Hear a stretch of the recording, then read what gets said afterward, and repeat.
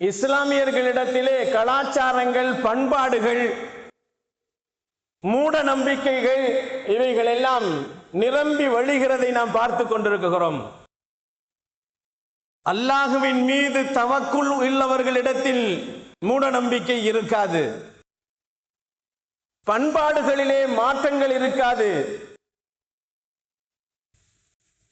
இதனால் அவர்களுக்கு பலகீனம் ஏற்படாது ஈமானிலே. கண்ணியத்திற்குரியவர்களே, அல்லாஹுவின் நல்லடியார்களே, பண்பாடுகள் மாறுவதினால் ஈமானுக்கு உளை ஏற்படுகிறது.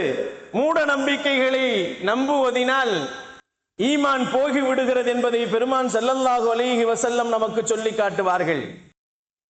நபிகள் நாயகம் ஸல்லல்லாஹு அலைஹி வஸல்லம் அவர்கள் சொல்லுவதாக இப்னு அப்பாஸ் ரலியல்லாஹு தஆலா அவர்கள் சொல்லுவார்கள், என்னுடைய உம்மத்துமார்களிலே எனக்கு முன்னால் உண்டான எல்லா உம்மத்துமார்களையும் அவர்களின் நபிமார்களோடு எனக்கு எடுத்து காட்டப்பட்டது.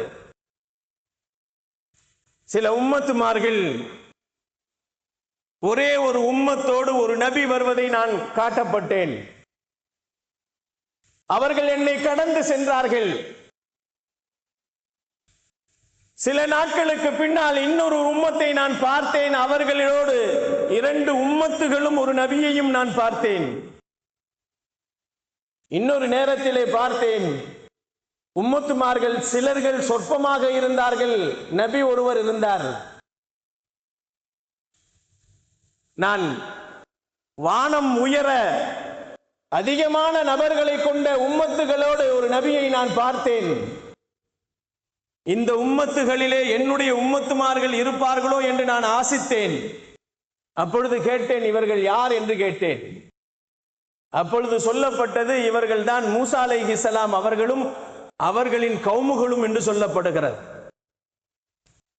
இன்னொரு கூட்டத்தை நான் பார்த்தேன். வானத்தின் நாலாபுறங்களிலேயும் கூட்டங்கள் அலைவாய்ந்து கொண்டிருந்தது. அந்த இடத்திலே நான் பார்த்தேன், அங்கே சொல்லப்பட்டது எனக்கு, இங்கேதான் உங்களுடைய உம்மத்துமார்கள் இருக்கிறார்கள் என்று சொல்லப்படுகிறது.